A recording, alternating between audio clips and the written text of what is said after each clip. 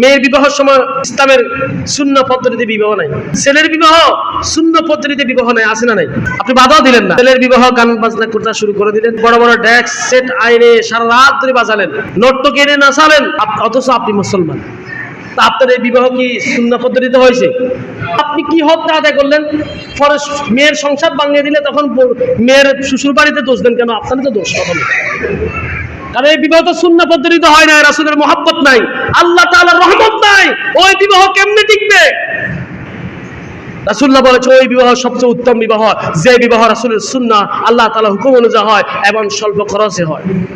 কিন্তু আপনার ছেলে মেয়েকে আপনি বাধা দিলেন না, মেয়ের ভিতরে অশ্লীলতা ব্যাপকতার সহিত গায়ে হলুদের নামে ব্যাপকতার সহিত অশালীন করতেছেন, ভিডিও ফুটেজের নামে যে অশালীন ভাবে পোশাক পরে মানুষের সামনে প্রদর্শন করাচ্ছেন, এটা কি প্রদর্শন করার জিনিস?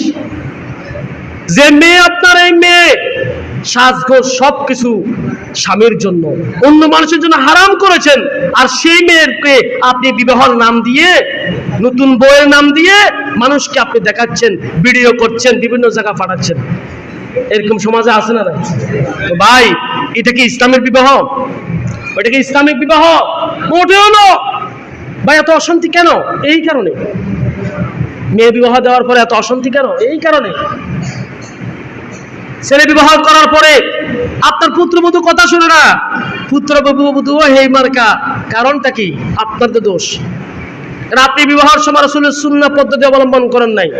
ছেলে কিংবা মেয়ে বিবাহের সময় নর্তকী এনে নাচালেন, ড্যাক্স এনে সারা রাত ধরে ফুর্তি করলেন। কোন বিবাহ, মুসলমানদের বিবাহের ভিতরে গাঞ্জা, হিরোইন এবং মদ পান করা হয়। অনেক জায়গা আমি দেখেছি, বিশেষ করে শহর অঞ্চলে সবচেয়ে বেশি। শহর অঞ্চলে বিবাহের নাম দিয়ে, গায়ে হলুদের নাম দিয়ে ছেলেরা, ইয়ং জেনারেশন ছেলেরা মদ পান করে। তাহলে শান্তি কোথায় থেকে আসবে? ওই বিবাহের পরে যে বিবাহ সুন্নাহ পদ্ধতি হয় নাই, যে বিবাহের ভিতরে রাসূলের সুন্নাহ নাই, যে বিবাহের ভিতরে আল্লাহর রহমত নাই, ওই বিবাহের পরে যতটা সন্তান জন্মগ্রহণ করবে এতটা সন্তান হবে জারদ এবং জালেম। ঠিক কিনা?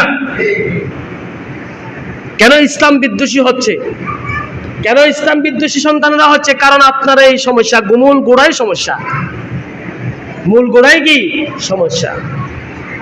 ভাই, আপনার প্রতি হক, আপনি পিতা সন্তানের হক গুলো আদায় প্রথমে করেন, এরপরে সন্তান আপনার প্রতি যত্ন নেবে। শুধু সন্তানের দোষ দিলে হবে না। বিবাহের উপযুক্ত হয়েছে, সন্তান বিবাহের উপযুক্ত হয়েছে, আপনি বিবাহ করাই দেন। রিজিকের মালিক কে? রিজিকের মালিক কে? আল্লাহ। তিনি দেখবেন সন্তান কি করে, বউ কি খাওয়াবে, বউ কি হাতি? উপযুক্ত হয়েছে, আপনি নিজ থেকে টাকা দিয়ে, এটা আপনার প্রতি হক। নিজ থেকে সামান্য অল্প খরচে, যে হাতি ঘোড়া দিয়ে এরপর লক্ষ লক্ষ টাকা খরচ করে মানুষ খাওয়াইয়ে দোল তবলা ফিরে আপনি বিবাহ দিবেন, এটা রাসূলের সুন্নাহ নয়, এটা ইসলামিক মাইন্ড নয়। সন্তান উপযুক্ত হয়েছে, খরচ আপনার প্রতি, আপনার কর্তব্য হলো সন্তানকে বিবাহ দেওয়া। সন্তান যত ডিগ্রি দরকার নাই, সন্তান উপযুক্ত হয়েছে। আপনার সন্তান ডিগ্রি পাস করতে করতে, মাস্টার্স পাস করতে করতে, সরকারি চাকরি পাইতে পাইতে সন্তানের বয়স 35 প্লাস হয়ে যায়, তাহলে এই সন্তান 14 বছর বয়সে সন্তান বিবাহের উপযুক্ত হয়। এই 35 পর্যন্ত, 14 থেকে 35 কত বছর? অনেক বছর না? এই অনেক বছর ভিতরে যতটা জানা করবে, আপনি পিতা, আপনার আমলনামা আসবে। আপনি মা, আপনার আমলনামা আসবে।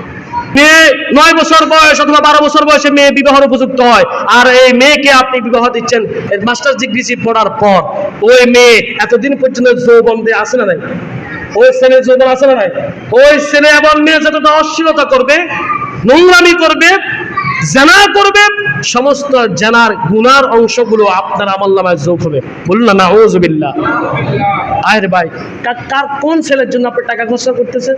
কোন মেয়ের জন্য টাকা খরচ করতেছেন? এই টাকাগুলো আপনার সন্তান জাহান্নামের ভিতরে খরচ করতেছে, আপনাকে জাহান্নামে নেওয়ার জন্য খরচ করতেছে। তালাশ করলেন না?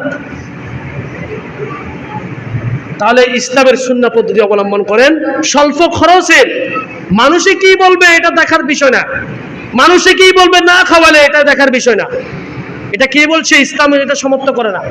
রাসূলুল্লাহ বলছেন ওই বিবাহ খরচ কম, যে বিবাহের ভিতরে খরচ কম, ওই বিবাহ উত্তম বিবাহ, ওই বিবাহের ভিতরে আল্লাহর রহমত নাযিল হবে। সুবহানাল্লাহ বলেন না? আমরা তো এটা মানি না, আমরা মনে করি উল্টাটা, যে বিবাহের ভিতরে 3-4টা গরু জবাই করা হয়, পুরো 3 সমাজের মানুষ খাওয়ানো হয়, আমরা সবাই বাবা দিই, বাবা কত বিশাল বিবাহের আয়োজন, খুব চমৎকার। এরকম বলি কি বলি না? মনে রাখবেন, এটা শয়তানের তীর। এটা কিসের তীর? শয়তান আপনার দিয়ে বলাচ্ছে।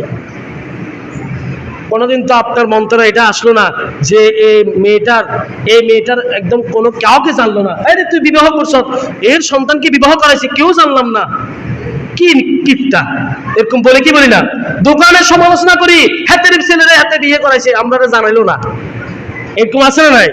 অথচ আপনার উচিত এটা না, আপনি মুসলমান, রাসূলের সুন্নাহ, প্রথমে আপনার ব্রেনটা ধারণ করা হয়েছে, তার ছেলে উপযুক্ত হয়েছে, বিয়ে করেছে, আলহামদুলিল্লাহ, আমাদের খাওয়ার দরকার নাই, সেই যে গুনাহ থেকে বাঁচলো, এটাই তো শুকরিয়া, ঠিক কিনা? অথচ আপনার অন্তরে এটা নাই, আপনাকে 3 গ্রাম খবর করে খাওয়ালো, ওটার সুনাম করতেছেন, আর ওই বাবা তার সন্তানকে বিবাহ দিল সামান্য কিছু মানুষকে নিয়ে, আপনি ওটার সমালোচনা করলেন। তাহলে মনে রাখবেন, আপনার অন্তরে 24 ঘন্টায় শয়তান বসে বসে ওয়াসওয়াসা দিতেছে। এরকম আছে না নাই? আমার ভাই, কারো মনোকষ্ট দেওয়ার জন্য বলি না, এটা ইসলাম। জুমার দিন খতিব কেন আওয়াজ করেন? আপনি যদি পরিবর্তন না হন, কোনো ফায়দা আছে? এই যে ফেনী থেকে এসে আপনাদের এখানেও আলোচনা করি, কি ফায়দা? আপনারা যদি আমলটা না করেন, এলাকা আপনাদের এই যারা এলাকার দায়িত্বে আছেন, সর্দার আছেন, এলাকার গণ্যমান্য ব্যক্তি আছেন, আপনারা উদ্যোগ নেবেন। এই বিবাহ, যে বিবাহ ইসলাম সমর্থন করে না, ওই বিবাহ হুজুর বিবাহ পড়াবে না, এবং ওই বিবাহের ভিতরে গ্রামবাসী যাবে না। এটা আপনার কর্তব্য। গ্রামের সর্দার যিনি আছেন, আপনার প্রথম নম্বর কাজ, যে বিবাহের ভিতরে ইসলামী কর্মকাণ্ড হয় না, অনিসলামী কর্মকাণ্ড হয়, হারাম কাজ হয়, ওই বিবাহের সর্দার যাবে না। সর্দার নিজে ঘোষণা করবে, এই বিবাহ হারাম, আমি যাব না, ওই সমাজের মানুষও যাবে না। এরকম যদি ঘোষণা দেন, তাহলে ওইরকম ইসলামিক কাজ বেইসলামিক কাজ হবে? জানা ব্যবসার কাজ হবে? হবে না। কারণ সমস্যা তো হলো, অনেক এলাকার সর্দারের মেয়ের বিবাহ তো এরকম গান বাজনা হয়, ঠিক কি না? কথা বলেন না, ভয় পান নাকি? সমাজপতিদের নিজের ছেলে এবং মেয়ের বিবাহের সময় গান বাজনা দোপটাবজা হয়, এই কারণে সমাজপতি নিজ থেকে বড়দের গলায় কথা বলতে পারেন। কিন্তু আপনি মনে করেছেন আপনি সমাজপতি, আপনার সমাজে অন্যায় হচ্ছে, জানা ব্যভিচার করে বিবাহ হচ্ছে, আপনি বাধা দিলেন না। কিয়ামতের ময়দানে আপনি জবাবদিহিতা করতে হবে, কারণ আপনি হচ্ছেন সমাজের প্রধান, আপনি হচ্ছেন সমাজের গণ্যমান্য ব্যক্তি, আপনি হচ্ছেন সমাজের দায়িত্বশীল। কারণ আপনি থাকা অবস্থায় আপনার সমাজে অনিসলামিক কাজ হলো, অন্যায় কাজ হলো, জানা ব্যভিচার হলো, এটা জবাবদিহিতা আপনি করতেই হবে। হবে কিনা? কথা বলুন, হবে কিনা? প্রত্যেকটা দায়িত্বশীলকে তার দায়িত্বের হিসাব কিয়ামতের ময়দানে দিতেই হবে।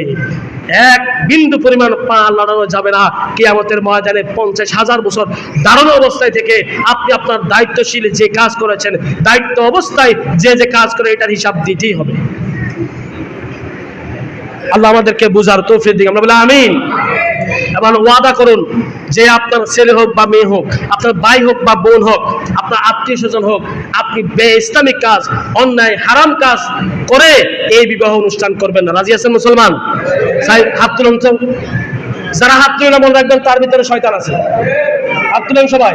তাহলে আজ থেকে অনিসলামিক কোন বিবাহের কার্যক্রম করবো না। রাজি আছেন ইনশাল্লাহ? আল্লাহ বুঝার তৌফিক দিন, আমরা বলি আমিন। মসজিদে কিন্তু ওয়াদা করেছেন, হাত দিয়ে তুলছেন, দেখছে কে? আপনি মনে রাখবেন, সমাজের যারা দায়িত্বে আছেন তারা মনে রাখবেন, সবাই কিন্তু হাত উঠেছে। এভাবে আপনারা এটা প্রতিহিত করবেন, হারাম কাজে বিবাহ করবেন না, হারাম এই সমস্ত অনুষ্ঠান করবেন না। আল্লাহ বোঝার তৌফিক দিন, আমরা বলি আমিন।